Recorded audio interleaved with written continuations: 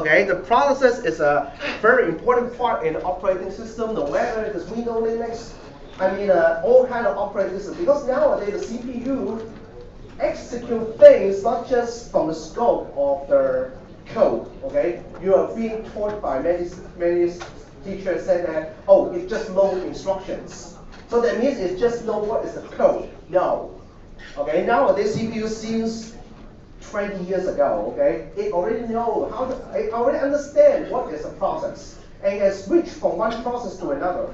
And so their execution environment, now it is a process. Okay? So later on we will talk about why we can think of a process as an execution instance on the CPU later, not now. Okay? So it's very important. And what is more crazy is that in this course, by the end of this chapter, I will try to disclose the inner working of this command line. Okay? So let me execute this command line first. So what is this? This is if you look at it, it seems to be stupid. Oh yeah, it's too high. Huh? Let me put it down. Okay. So it is we call it a pipe. Okay, cat, and cat is a command. Last time we showed this is it will take a file and dump the output. Okay, if there is no file name, I just type cat. It will work like this. I don't type any file name, just cat. It's waiting for standard input. Whatever things you feed in the standard input will directly go to the standard output. Okay, so I type mo. It will say mo. No. It's say no. And when you type Control D in Linux or Control Z in Windows, that is the end of the input, so it will close. Okay? So this is the command cat. And what if it is ls pycat? ls pycat means that the ls, it will generate something to send the output. And the pipe is to transfer the output from ls to the standard input of cat from the left to the right. Okay? So you will see something stupid. Oh, it's the same as ls. Yes. Because the pipe cat is to print whatever things coming in from the standard input. Okay? So of course we can pipe more cats. How many cats do you have in your home? Yeah, you can catch so many there. Okay, so it still works like this, but in the operating system, it is a very complex working here. It involves 3 processes running in parallel. Okay, if they are running in parallel, once you start this command, you type enter, the shell, the dollar sign here, will take the input using fgetS, and then create 3 processes, immediately switch to the 3 programs that you will instruct to run. Switch to ls, switch to cat, and switch to another cat. Choose different processes for 2 different cats, remember. It's not the same process. And the 3 processes run on CPU, right? Just a few moments ago, I said that a CPU knows what is the process. Okay? Now, what is the problem? The problem is you have only one CPU. Let's say, I always say in the context that I assume a CPU only have 1 core. Okay? Let's forget about multi-core CPU. Okay? So we have 1 CPU, 1 core. Then you will have sometime running this, sometime running this, sometime running this. I don't know whether it is a 1, 2, 3, 1, 2, 3, or 1, 2, 3, and then suddenly goes back to the little cat. I don't know. Okay? This is up to the scheduler. So it is called a process scheduler. And what is more, they are actually cooperating. What is the meaning of cooperating? The ls will shift its output to the input to the cat as if they are cooperating. If ls won't stop, cat won't stop. Okay? When ls stop, cat will eventually stop. So they are as if they are cooperating. Okay? If you pipe it to other commands, like there is a command later in a Linux workshop, I will demonstrate this. How many of you know this LPR? No one knows. It is a printer command. Okay? So if I type it here, then you will you go to the first floor. Okay? You will hear a sound from a printer. I will immediately print something to the printer. Okay? Now if this ls won't stop, the printer won't stop. Okay, if my ls output is big enough, then you will see the printer will go crazy. Always sending people out. Okay, so funny? No funny. It's money. Okay. Yeah. So well, this is up to you. I love the pipe cat. Very dangerous. Huh? Let me type Control C first. Or I just switch it and enter. Oh, then I'll print something. Okay. So this is the command, and in the working, this is up to I guess will be the beginning of October. We will talk about this guy. Okay. This guy seems to be a water pipe, okay? You send something in the water pipe, it will flow the water from the top LS to the sink middle can, and the middle can, you just like using water pipe again to straight it here. We have different controls there, okay? What are the controls? Remember, everything in the computer is finite, okay? So, also this water pipe's capacity is also finite. What if this cat is, the processing rate is lower than the producing rate of this guy? Understand what I mean? This guy has a rate of producing output. This guy has a rate to process your input, just like a conveyor belt. With cache. What?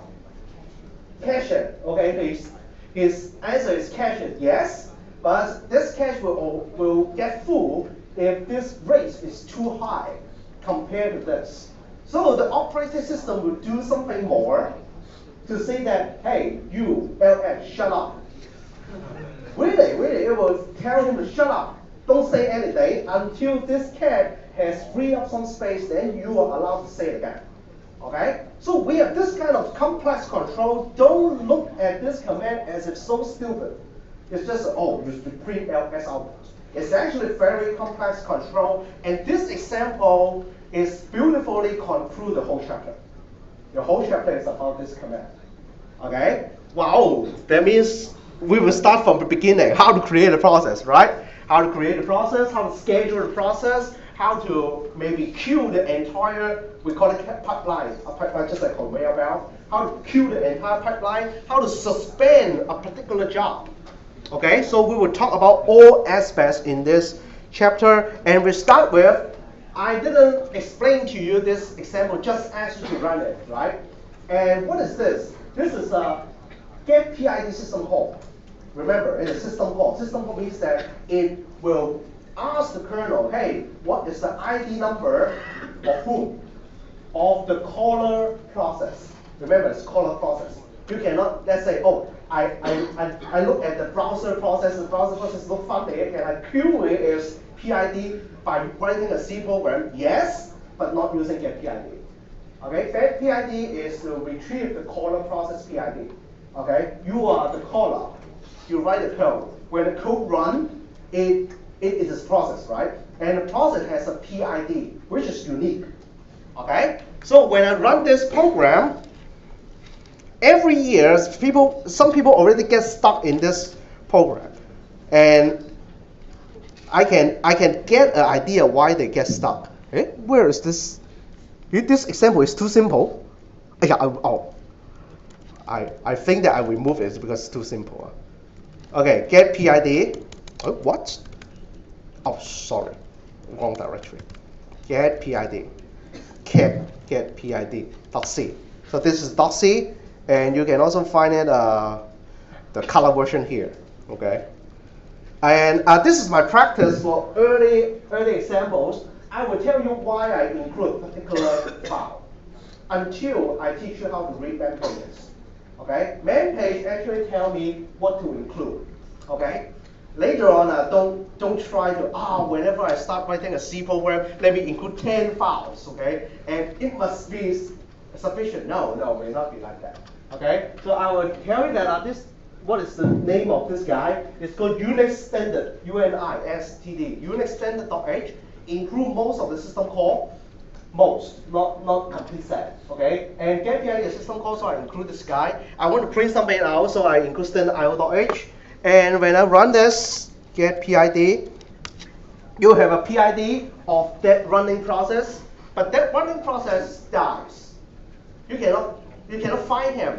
Okay? So if I want to demonstrate this, I can do the following. Okay? How many of you don't know what I'm doing? How many of you don't know why I put a semicolon here? Yeah. Try to read my notes. If you still don't understand it, drop the course. Okay? Yeah, read it. What is the use? Okay? What is the use? What is the use of this semicolon? Well, true. But why put a semicolon?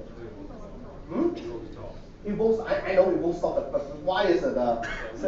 It's one statement, right? It means there is one statement. Okay? Now, the compilation won't say anything wrong. It can be successfully compiled. And you will see it report there exists a PID, a process, a different PID than previous time, right? It's changed. Previous is 28555, now it's 28570. And let's take a look at my activity monitor. Okay, so how can I change it back to all processes? Sort by CPU. Wow. Wow. 呃細路就得啫，呢啲話乜嘢 Okay. Simple tricks. Yeah? Here, look at the PID. Is the number match the guy here? Yeah, they match. Okay, so you can see this actually an executing processes, and you can locate it by using its PID. Now when I kill it, it's gone. Like gone. Okay, it's gone now. Okay, so this is as simple as that. Now, why people get lost from this example? They don't understand actually. Let me comment the while loop. The while loop is of no use anymore. Okay, they don't understand why it keeps changing. I always execute that program. Remember, make it different, right? I execute the program, but I use the process to execute and run that program. Make sure you understand this concept. I run the same program, but the processes are different. Every time you create a new process, and that's why every time the PID that we retrieve from this guy is not the same. And usually it's monotonically increasing. Usually, except this number get overflow. Okay, I still don't have a chance to show you the overflow. Let's wait for 1 to 2 weeks. Okay, then it may have a chance to overflow. Okay, so let's maybe I do a while one fork and then you will see the overflow. Yeah, I don't use my computer anybody. Okay, so fork. Now you understand that okay? Every time I execute a program, execute program is not precise, right? Is I want to create a process, okay, to run the program. Then I got the command running and the command finish. Let's say the program itself contains a return 0 in the main, and then the process go away. Now this is about the exit. I didn't cover the creation, right? How to create it? We will use the system call called fork, okay? And the fork system call, if you have tried this, it seems to be behaving very strange. So what is so strange about it? You will find it in line, the counting the body of the main. The second line, I introduce the fork. And when you run this program, say you don't try to understand what is going on, it will give you something very funny. Let me close this activity monitor. This guy, okay, this is the program. The PID, I will print out the PID of the caller, and then fork, and print the caller PID again. Now let's take a look. Let me move it to here and run it. Now, the first time the caller is the 00 guy, and then after fork fork, if you understand the previous figure, there's a creation of a process. You have the original guy, you have the new guy. So the original guy goes on executing the program with 00 PID, gets shown, very good. Now, how about the new process? The new process carrying a different PID now. You create a new process, that's why you have a new identity number. And the identity number is not always like this, but it so happens that it is +1 of the mother. Okay? Only mother can give birth, right? Don't call it father. Okay? It's the mother. Or the parent process. Some people call it parent process. Okay? So the parent process is 00, the child process is 01. And some people already get lost. Create a new process. Why not re-executing the whole program? Right? Now, I can only think of one reason why people invent this code in this way. Okay, you can think about it. If this fork system call means that you are going to re-execute the program again with another process, then you are artificially generating infinite fork loop. Understand what I mean? If this guy called fork create 01, and 01 will start from the main again. Well, actually, there's an infinite loop. Infinite loop of calling fork. Yeah, start with one process and then create another one. It so happens that the previous process will die, that's good. Okay, why it will die? Because after it create you, and it will execute return 0. But this is not the thing that I want to not the point that I want to tell you. The point that I want to tell you is about only the execution of the fork. When it finishes, it will restart the new process. I would say restart the new process. Kind of strange, right? But it will start at this location. Okay?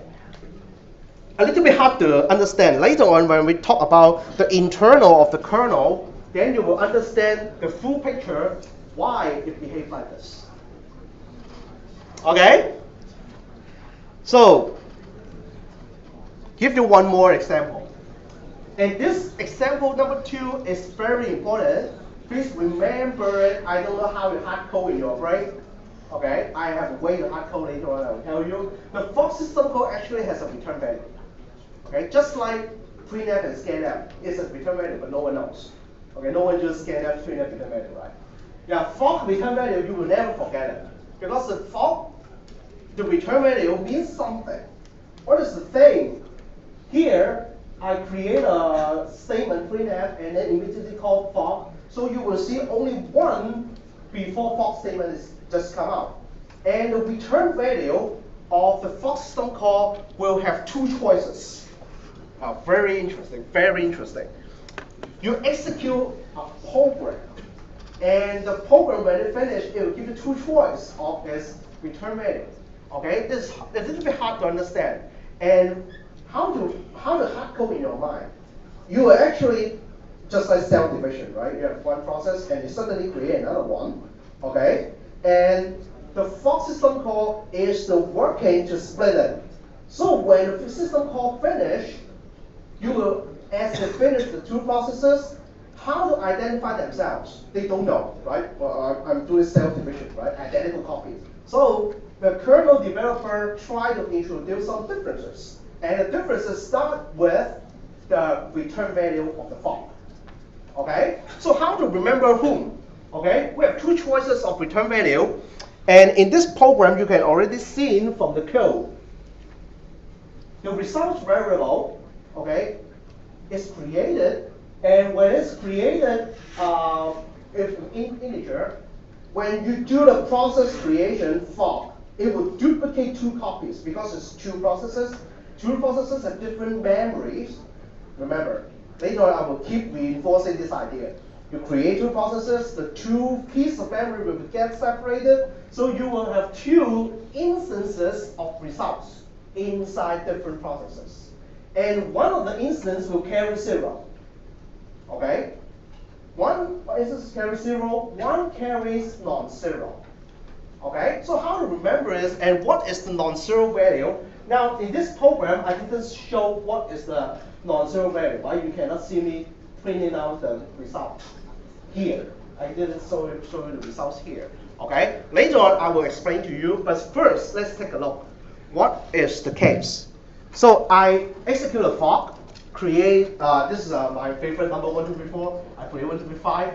Okay, then after the creation, this note is very important. I don't ask you to read it. I illustrate this notes. What is it? What is this note? Now focus back to here. When I create these processes under the control of the kernel, the operating system cores say that create 2 processes. Now the problem comes. I originally executed process A. You create a process B. Then which process should I run next?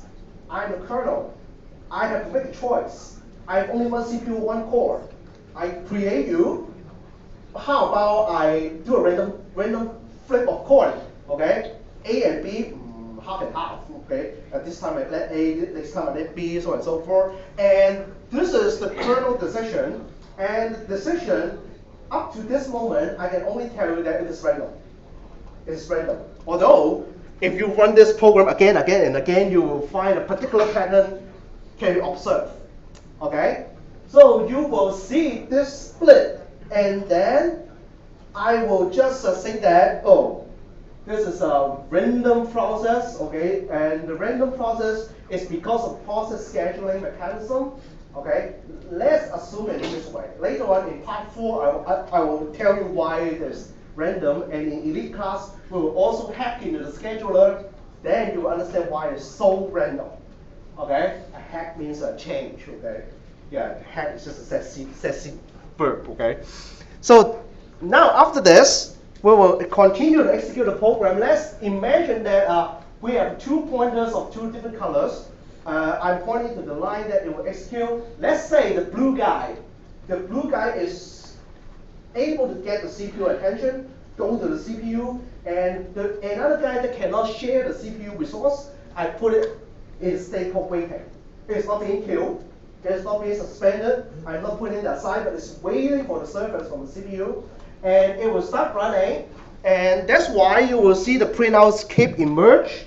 I print a result. I printed result. Sorry, I said something wrong before. I'll print a result, and the results of this guy. Who is this guy? This is a parent. Remember, the PID, smaller PID is a parent. Bigger PID is a child.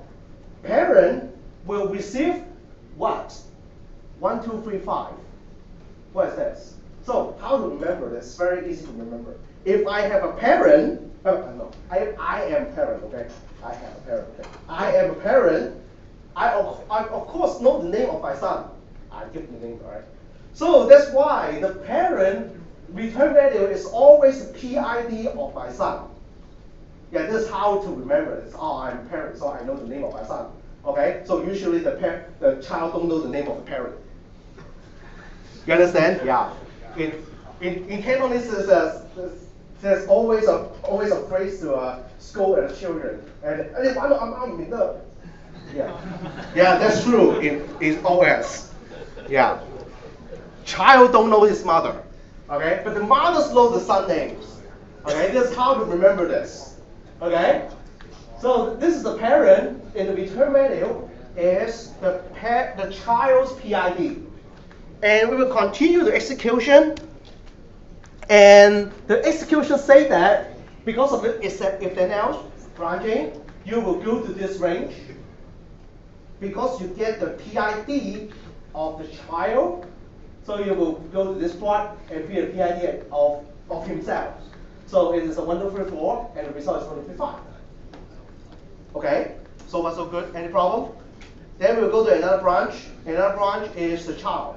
The child usually cannot remember parent's name, so it's got return value 0. Okay, it will return 0, and what's next? It will go to the first branch. First branch here, and the end. So let's take a look at the real execution. Any problem? If you have a problem, stop me. Okay? I try to be as slow as possible. Okay? During my time, I was a TA. I won't show this example. I will say that. Next. Okay. Yeah, I'm going to as slow as possible speed here. Okay? I put a sleep here. Okay, so that you will see it popping things slowly. Okay, first I remove the sleep so that it is the same as the PowerPoint's example. Okay? Yeah, this is the same. Run it. 2. So you will see this. The parent will get this PID of the child, and when the child go to report its PID, it just match. This guy match this guy. Okay? Now when I do some like a slow replay with a sleep here, okay, you will see it doing slowly.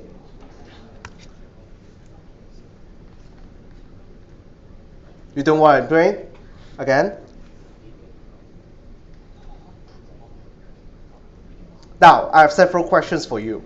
I want you to discuss with your neighbor for approximately 1 minute, then I will pick a random guy to answer my questions. If I put a sleep there, can you see this? The printing is going to be strange, right? The two results returns values. Okay, I receive the return values and then I immediately call print here. Result is here. Immediately I will get the return value. Okay. When I inject sleep, why they come up together? See, they come up together. But if I remove the sleep,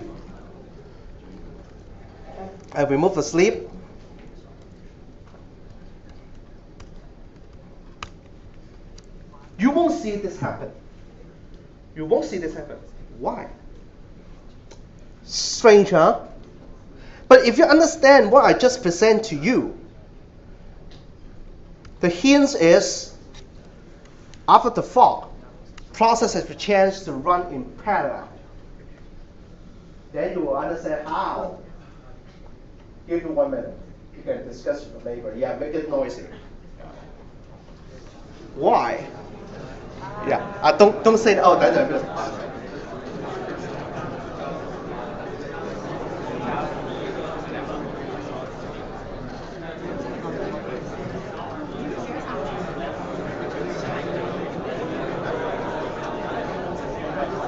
Or maybe one point that you may not understand is what is sleep?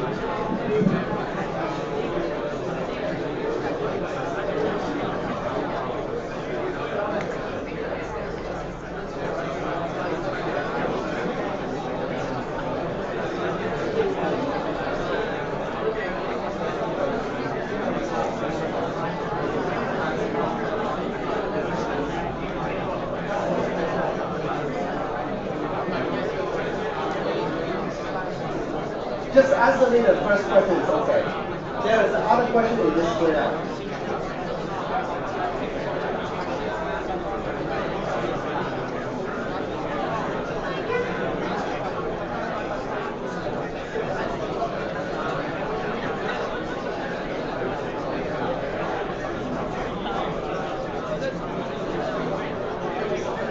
Okay?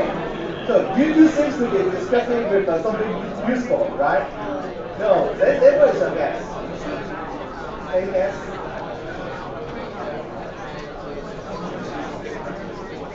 Sleeping, okay?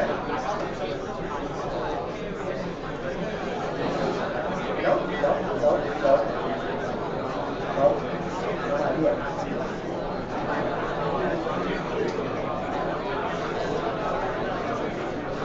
Okay. So we have a good answer here.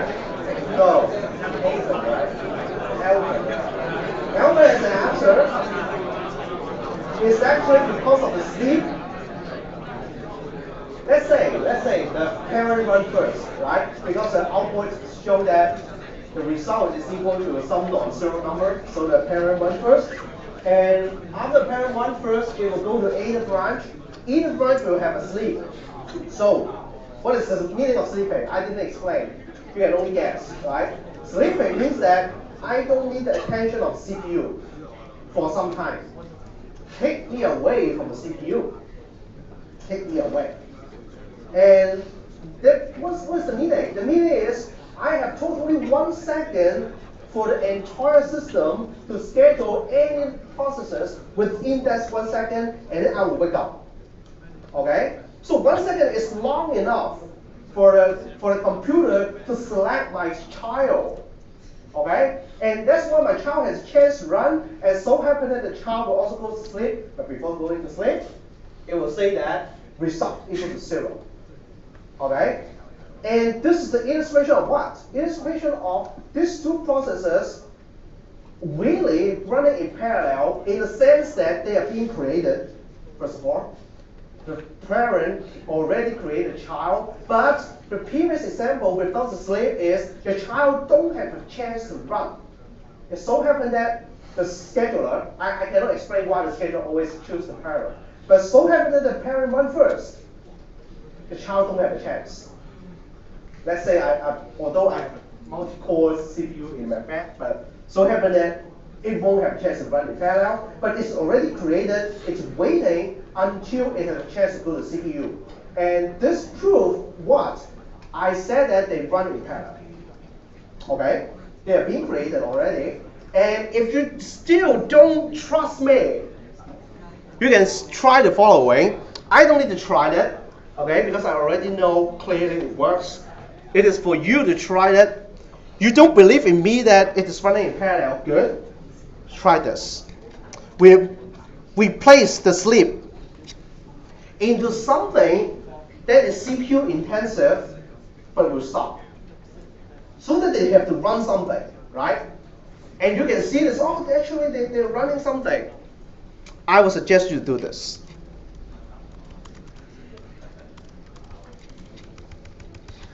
Oh, maybe not enough, huh? Long.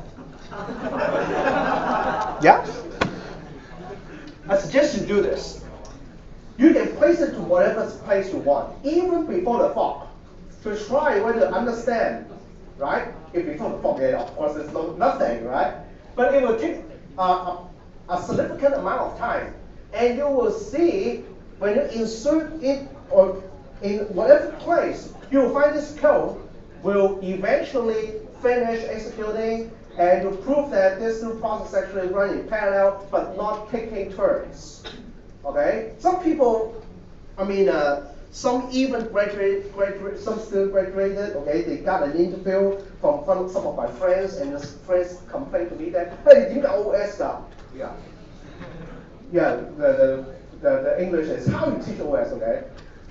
And they complained to me that some people don't even understand this concept, okay? When things goes to a multi-core machines, this will even more complicated, okay? So I just use many of my tricks, okay, to show you the workings, okay? You can try.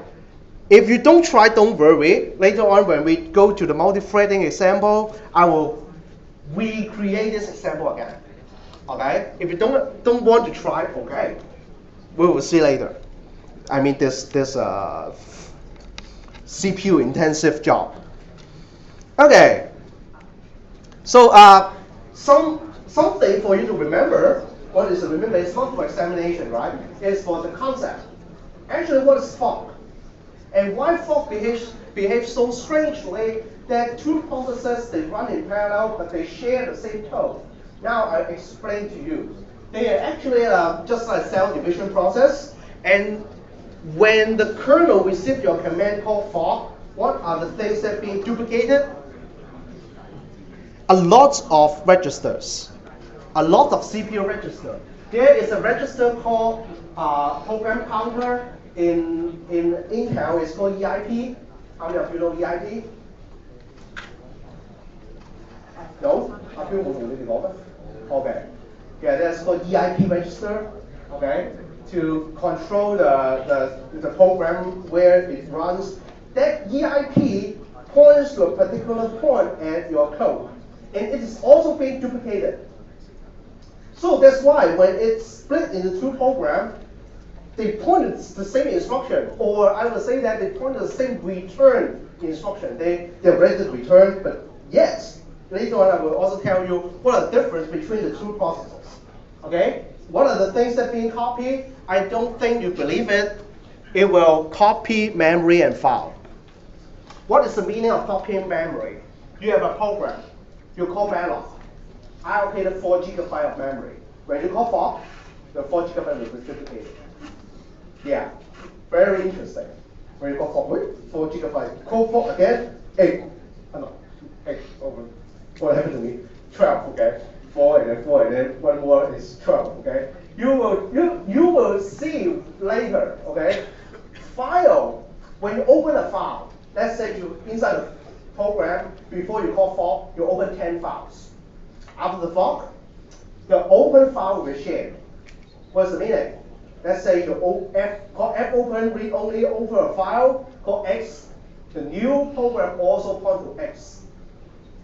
Interesting, huh? You think it's interesting? Not interesting, I mean. Interesting or not?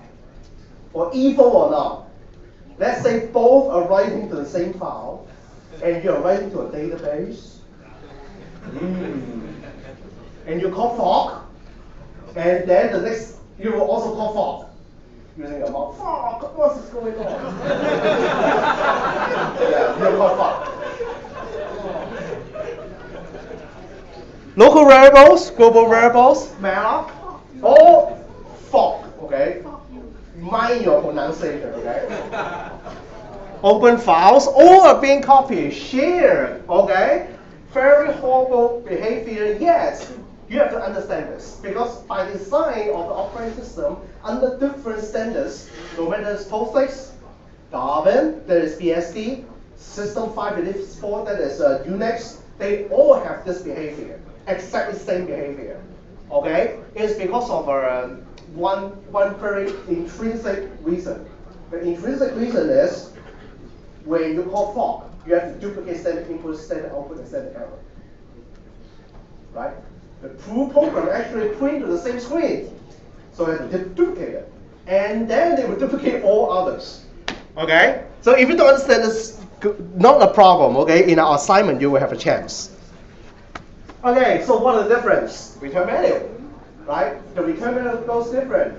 It's not just a blind cell division, copying, duplication process. One is return 0, one is the PID of the child, and the PID itself is also different. Now look at the difference. Most of the differences are not useful to you, right? Only one, the return value, or the PID. Okay, you know, inside the program, you seldom take a look at your PID and say, there's this one, yeah. No, you don't need to, right? Usually you will take a look at this. And also some of the other difference, some advanced things like file logs. File logs, I hope that I will have time to cover it in week. In regular classes, we don't have time to cover file log. File log means that you can log the file. Okay? If after the fork, the log is being inherited, there's no use. Okay? When we come back on Thursday, we will definitely finish this set of PowerPoint. The next stop will be execution. Duplicating process is no fun, right? I wanted to do this.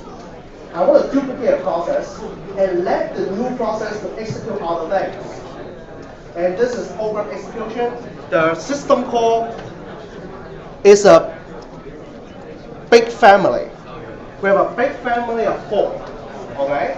So get prepared next time. Coffee. Yeah, buy enough coffee. You know, there's a nice coffee shop downstairs. Okay, see you on Thursday.